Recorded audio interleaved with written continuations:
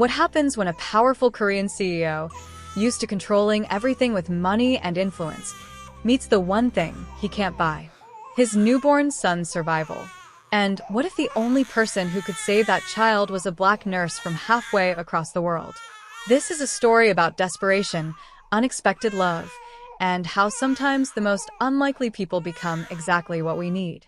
If you love stories about second chances and families built on love rather than blood, you're going to want to stay until the end. Hit that subscribe button now because this one will stay with you long after it's over. Let's dive in. Silence used to mean everything to Min Jae-kong. It meant control.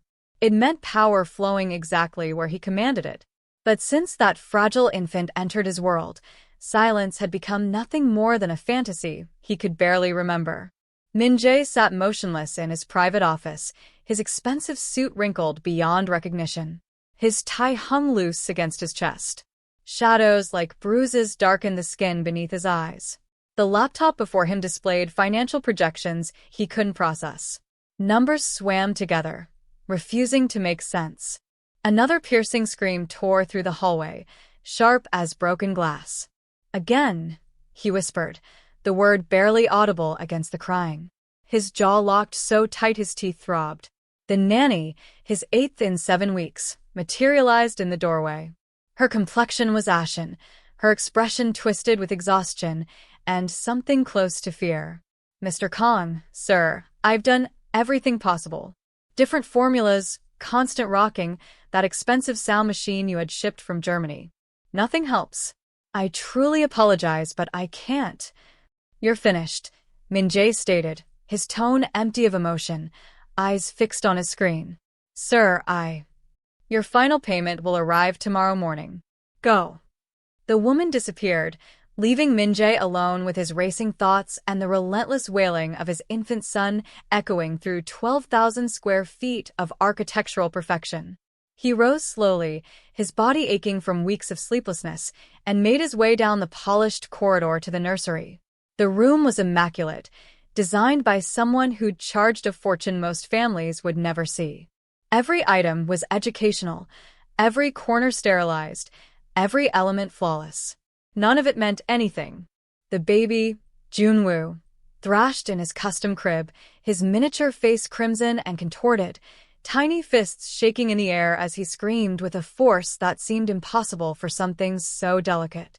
"What more can I give you?" Min Jae asked, his voice fracturing as he lifted the baby with rigid, awkward arms. "You have everything money provides. Formula from the best sources, specialists on constant call. What else exists?" The crying grew louder, bouncing off the vaulted ceilings. This had consumed 3 months of his existence. Critical meetings disrupted by panicked calls from caregivers. Crucial presentations abandoned because exhaustion destroyed his concentration. Business publications running speculation pieces about his deteriorating condition. CEO Kong Min Jae photographed at 24-hour mark at dawn, purchasing infant formula, visibly disheveled. He'd attempted every recommendation from experts. Switched formulas 8 times. Purchased every feeding bottle available. Employed consultants who demanded thousands for advice that produced nothing. One lactation specialist had been devastatingly direct. Some infants require what formulas simply cannot replicate. The warmth, the emotional bond, the specific nutrition only breast milk contains. It transcends mere sustenance, Mr. Kong. It's about human connection. So, he'd acquired frozen donated breast milk from accredited facilities, imported options suggested by international authorities. Nothing changed. Junwoo would consume perhaps 2 ounces before refusing, screaming until Min Jae's had pounded. Was this retribution? Was this cosmic justice for past actions? For constructing his empire through calculated cruelty and cold strategy? For prioritizing ambition above every human connection he'd ever formed? It was Tuesday morning, rain hammering the windows, when desperation carried him to Seoul National University Hospital. Junwoo was shrieking in his arms as he entered the pediatric department. Every medical professional who passed wore expressions mixing compassion with something resembling alarm. He was Kong Min Jae, after all, the youngest CEO in his sector. The man whose icy glare could crash markets and whose business maneuvers had demolished rivals. And here he paced hospital hallways like someone unhinged, with a screaming infant against his shoulder. Dr. Lee, chief of pediatrics, approached him with professional composure. "Mr. Kong, please allow us to examine him thoroughly. We'll conduct extensive testing." "I don't need more testing," Min-jae snapped, exhaustion sharpening his words. "I need answers. I need peace. I need someone who can actually deliver results instead of accepting payment and advising patients." Dr. Lee's features softened marginally. "We have a nurse in our neonatal division. She possesses remarkable talent with challenging cases. Perhaps she could settle him sufficiently for proper assessment." Min-jae's bloodshot eyes narrowed. "Talented. Everyone claims talent. They all disappoint. This one is exceptional. You'll understand." In the neonatal intensive care unit, Zara adjusted her scrubs and gathered her thick locks into a secure knot at her neck's base. She'd arrived in Korea 4 years earlier through an international nursing initiative, initially intending only a 12-month stay. But something about Seoul had captivated her, and she'd renewed her position 3 times, gradually earning recognition for her compassion, her skill, and her insistence on treating patients as individuals, not statistics. When she detected the crying resonating through the corridor, intensifying with each passing moment, her chest tightened instinctively. "That precious child," she murmured, already moving toward the sound. Seconds later, Min-jae burst into the unit, and Zara stopped breathing.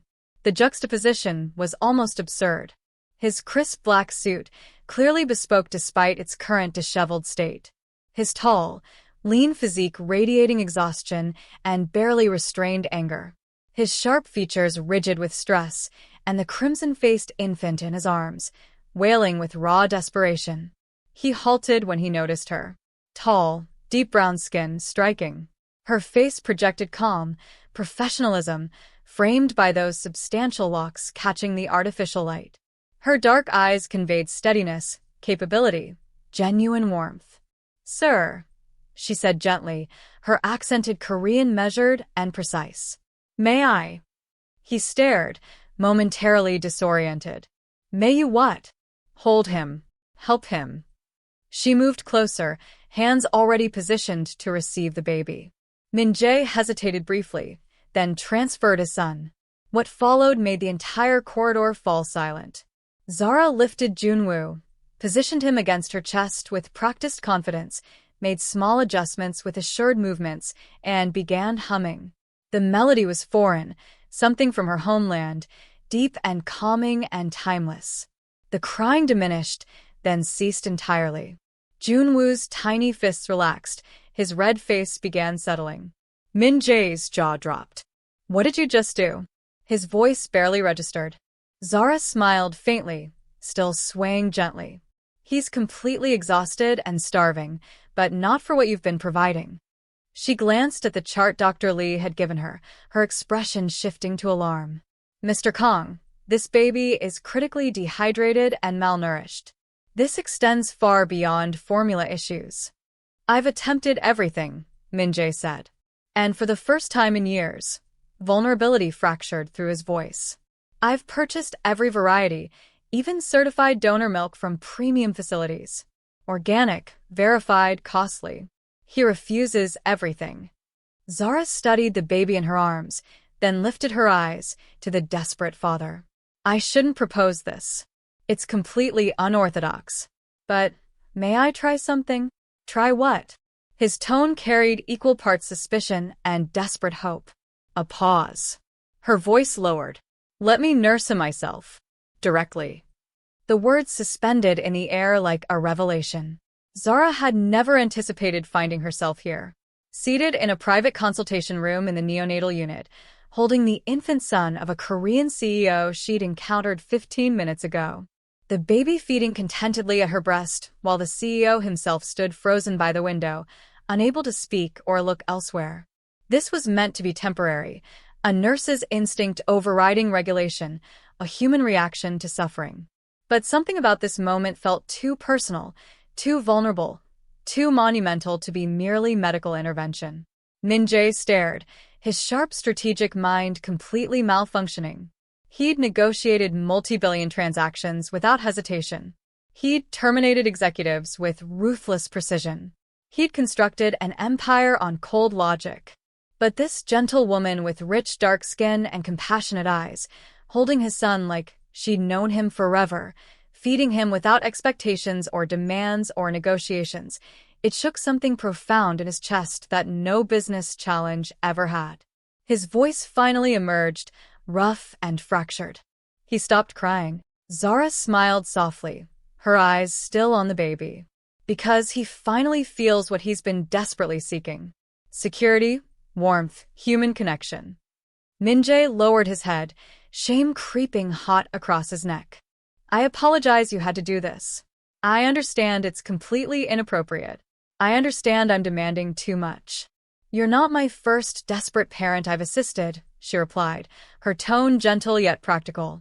And desperation reveals our humanity, not our weakness. Silence settled between them, but it wasn't awkward. It was something else, something delicate and profound and unexpected. Then, as Junwoo released her with a tiny, satisfied sound and closed his miniature fists contentedly, Zara carefully adjusted her clothing and wrapped the baby in a soft hospital blanket. She returned him to his father, and Min-jae accepted his son as if he were made of crystal, amazed by how light and peaceful the baby suddenly felt in his arms. He's smiling, Min-jae whispered, wonder evident in his voice. Zara nodded. That's typically a post-feeding reflex, but I prefer believing he recognizes he's safe now. They both smiled, and momentarily, they weren't CEO and nurse.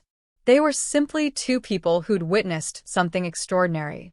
Min-jae studied her for an extended moment, memorizing her features without understanding why. Then he spoke, the words emerging before he could restrain them. Do you have family here in Seoul? Her head tilted slightly. Why do you ask? Because, he said slowly, deliberately, I need assistance. Genuine assistance. Not just for an hour. And I believe you might be the only person who can actually provide it. 3 days later, Zara stood in the marble entrance of Min-jae's penthouse in Gangnam, her single suitcase beside her, feeling completely overwhelmed. The staff, 4 housekeepers and a personal assistant, whispered among themselves in rapid Korean. They assumed she couldn't fully comprehend. Is she the new caregiver? No. I heard she's a nurse from the hospital. Then why is she moving in? She breastfed his son. The CEO trusts her. Zara ignored the stares and the whispers. She was accustomed to being noticed, being different, being questioned. As the only Black woman in most environments she occupied in Seoul, visibility accompanied the territory. Min-jae had offered her a temporary residential arrangement. Help stabilize the baby, help him understand his son's requirements. No formal title, no extended contract, just a desperate father attempting to keep his child alive and thriving. She'd refused initially. The arrangement was too unconventional, too intimate, too complex. But then she remembered the weight of Junwoo against her chest, the way his mouth had searched hungrily as if he'd recognized her his entire life. And she remembered the expression in Min-jae's eyes, not desire or sympathy, but something deeper. Genuine necessity, desperate hope. So she'd agreed. Why are you doing this? Min-jae asked that first evening as they sat in his minimalist living area, Junwoo sleeping in a bassinet between them, finally tranquil. Because he needs me, Zara said simply. And because I became a nurse to help people, not to follow regulations that leave babies suffering. Min-jae's dark eyes examined her face. And what about me? Do you believe I need help, too? She met his gaze steadily. Everyone needs help, Mr. Kong. The distinction is whether we're courageous enough to accept it. Something shifted in his expression. I haven't accepted help from anyone in 12 years. I constructed everything alone, maintained everyone at distance. And how's that working for you? She asked gently, gesturing at the baby monitor, the empty coffee cups, the exhaustion carved into his features. He laughed, a short, bitter sound. Obviously not well. Then perhaps it's time to try something different. The days established a rhythm. Zara would wake with Junwoo for his early feeding, allowing Min-jae sleep for the first time in months. She'd prepare bottles supplemented with her own donated milk, meticulously logged and preserved. She'd spend hours simply holding the baby, singing to him in her native language, teaching him the world could be tender. Min-jae observed, learning how to hold Junwoo without rigidity, how to interpret his cries, distinguishing hunger from fatigue from overstimulation, how to be present instead of merely providing. One evening, for weeks into the arrangement, Min-jae discovered Zara on the balcony, city lights glittering below like scattered diamonds. She was humming that same melody from the hospital, swaying slightly. "That song," he said softly, approaching. "What is it?" "A lullaby from my grandmother," Zara replied. "She sang it to me. I sang it to my younger siblings. Now I sing it to Junwoo. It's beautiful." She turned to face him. "So is he. Your son. He's becoming healthier every day." "Because of you," Min-jae said, stepping closer. "You gave him what no amount of wealth could purchase. I gave him what every baby deserves. Love, attention, proper nourishment. That shouldn't be revolutionary. But it was for him. For me." His voice dropped. "You transformed everything by walking into that hospital unit." Zara's breath caught. She could sense the shift in atmosphere between them, the way conversations were starting to carry more weight than their words. "Mr. Kong." "Min-jae," he corrected. "When it's just us, call me Min-jae." "This is dangerous territory," she said quietly. "I'm your employee. I'm here for Junwoo. And what if I said you're here for me, too? That every time you smile at my son, I wish you'd smile at me that way. That I haven't felt this present in years." Zara stepped back, her heart accelerating. "You're vulnerable, sleep-deprived, grateful for assistance. Don't confuse that with something else." "I'm many things," Min-jae said, following her retreat. "But confused isn't one of them. I know exactly what I'm feeling." "And what's that?" He stopped just inches from her. "Something I promised I'd never feel again. Something I believed I wasn't capable of anymore." The city hummed below them. Junwoo slept peacefully inside, and between them, possibility hung heavy and sweet and terrifying. "Tell me to stop," Min-jae whispered. "Tell me this is inappropriate, and I'll never mention it again." Zara looked into his eyes, seeing past the CEO to the man beneath. The father learning to love his son. The human learning to need someone. "I can't tell you to stop," she admitted, "because I don't want you to." The kiss was inevitable, soft initially, questioning, then deeper as months of tension released. His hands cradled her face as if she were precious. Her fingers gripped his shirt like an anchor. When they finally separated, both breathing hard, reality crashed back in. "This complicates everything," Zara whispered. Min-jae rested his forehead against hers. "I don't care. For once in my life, I don't care about complications." But the universe, it seemed, had alternative plans. The next morning, headlines detonated across Korean news platforms and social media. CEO Kang's secret affair with foreign nanny. Exclusive. African woman living in tech mogul's residence. Is this why Kang Min-jae has been absent from board meetings? The photographs were invasive. Zara entering the building. Min-jae holding Junwoo with Zara beside them at the park. Their silhouettes on the balcony, too close to be professional. Min-jae's board of directors convened an emergency session. His investors demanded explanations. And worst of all, his attorney called with news that made his blood freeze. "She's returned," the attorney said grimly. "Junwoo's biological mother. She's seen the coverage, and she's filing for custody."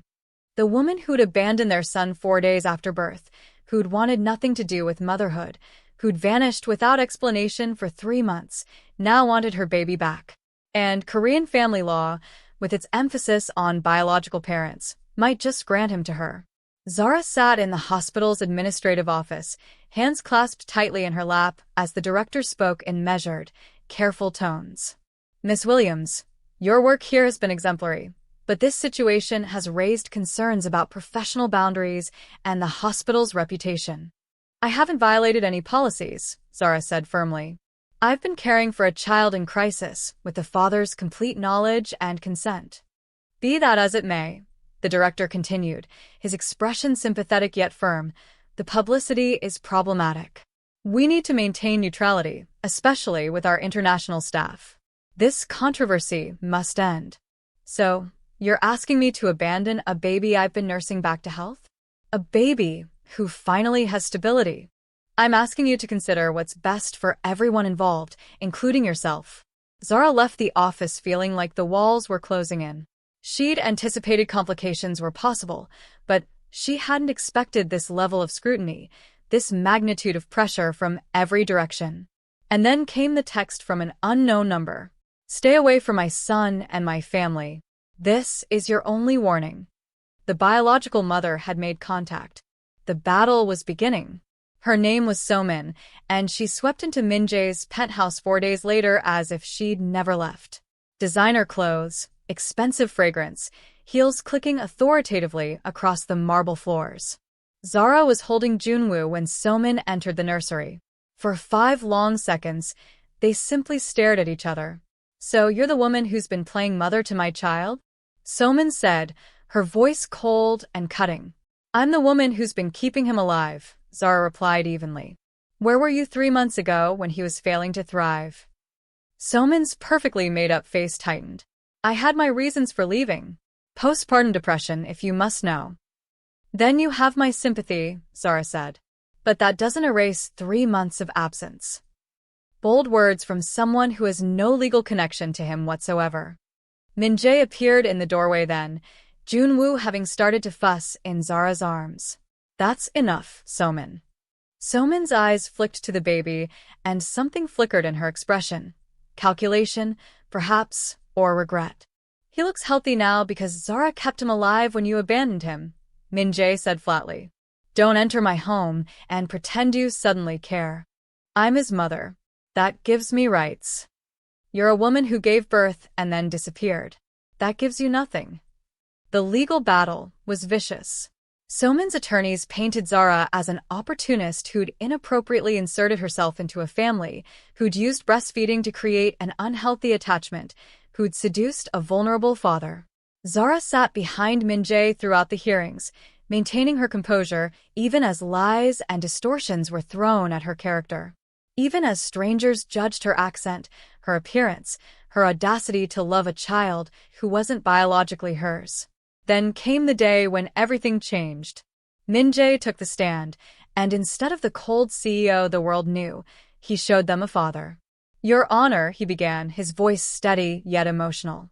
3 months ago, my son was dying. Not from illness, but from neglect I didn't know how to fix. I had every resource in the world, and none of the knowledge. He gestured toward Zara. That woman saved my son's life. She gave him her time, her care, her very body's nourishment when nothing else worked. She taught me how to be a father when I had no idea where to begin. His voice cracked slightly. She didn't request money or recognition. She asked for nothing except to help a baby who needed her. And now the court is being asked to remove the only mother figure Junwoo has ever known and give him to someone who abandoned him without hesitation. I'm not asking the court to punish So-min. I'm asking it to do what's best for my son. And that means keeping him with the people who've been there from the beginning, who chose him every single day. The courtroom was silent. Even So-min looked shaken. Weeks crawled by in agonizing uncertainty. Zara moved back to her small apartment, trying to give Min-jae space to navigate the legal proceedings without her presence complicating things further. But Junwoo cried for her, refused bottles she hadn't prepared, searched for her face in every room. Min-jae called her every night, sometimes just to let her hear Junwoo's voice, sometimes to update her about the day's proceedings, always to say he missed her. I feel like I'm falling apart without you, he admitted one late night. Both of us are. I'm still here, Zara said softly. No court ruling can change what we've built. What if we lose? What if they give him to So-min? Then we fight harder. We appeal. We don't give up on him, Min-jae. ever. The ruling came on a rainy Thursday. Min-jae's attorney called him in the morning, voice cautious, but carrying something that might have been hope. Min-jae drove immediately to Zara's apartment, Jun-woo secured in his car seat, the official document clutched in his hand. He found her waiting at her door, as if she'd known he was coming. "Tell me," she said, barely breathing.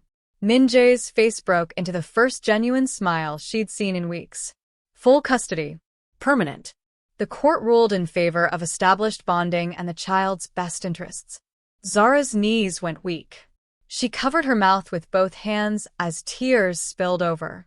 "There's more," Min-jae said, stepping closer. The judge noted that Jun-woo's remarkable recovery and thriving state was directly attributed to your care. She recommended you be granted legal guardianship rights as well if you'll accept them. Zara looked down at Jun-woo, who'd started reaching for her the moment he'd seen her, making those small happy sounds that meant he recognized her. She fell to her knees, taking the baby into her arms, holding him close as she wept with relief and joy. Min-jae knelt beside them, wrapping his arms around both. "We're not letting you go," he whispered against her hair. "Not ever. If you'll have us." She looked up at him, through tears. "What are you asking?" "I'm asking you to be his mother. Officially, legally, permanently. And I'm asking if you might consider being more to me, too." "Min-jae," she breathed. "I love you, Zara. I love everything about you.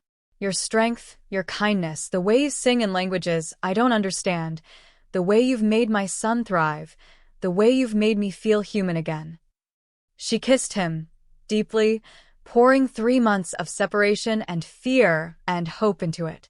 Jun-woo between them made small happy noises, oblivious to the significance, but basking in having his favorite people close. "Yes," Zara said when they finally broke apart.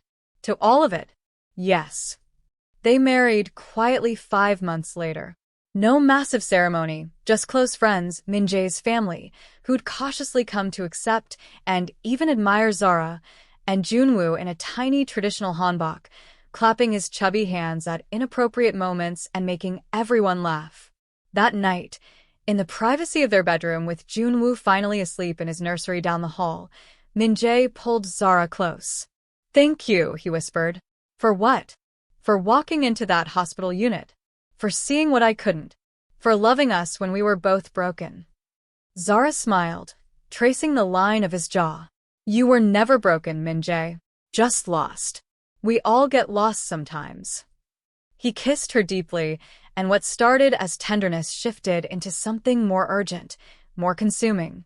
They came together with months of restrained desire finally unleashed, careful at first, then passionate, then desperate with need. Afterward, tangled in sheets with city lights painting patterns across their skin, Zara pressed her hand to her stomach, wondering if she should mention the secret she'd been keeping. Min-jae noticed. "What is it?" She took a breath. "I'm pregnant." He froze completely. Then his eyes went wide, his hand covering hers on her belly. "You're about 9 weeks. I found out last week, but with everything happening, I didn't know how to tell you." Min-jae laughed, loud and unrestrained, before pulling her into his arms. "Are you scared?" "Terrified," she admitted against his chest. "What if something goes wrong? What if I can't handle 2? What if?" He silenced her with a kiss. "Then we handle it together. Like everything else. No more facing things alone." 2 years later, the garden of their home. No longer the cold penthouse, but a warm house with a yard, bloomed with magnolia flowers. Jun-woo ran through the grass in his small suit, chasing butterflies with his little sister Amina toddling after him on unsteady legs. Zara stood on the patio, one hand on her very pregnant belly, watching them play. Min-jae came up behind her, wrapping his arms around her from behind. "Twins," he murmured, kissing her neck. "You're sure you're ready for 4 children under 5? She laughed, leaning back into him. "We'll figure it out. We always do." "I never imagined my life could be this full," he said quietly. "This chaotic and perfect and real." Zara turned in his arms to face him. "That's because you were measuring success wrong. You thought it was silence and control. And now, Now you know it's laughter and mess and love so big it terrifies you. He kissed her, soft and lingering. Best mistake I ever made, letting you into that hospital room. Best choice I ever made, walking through that door.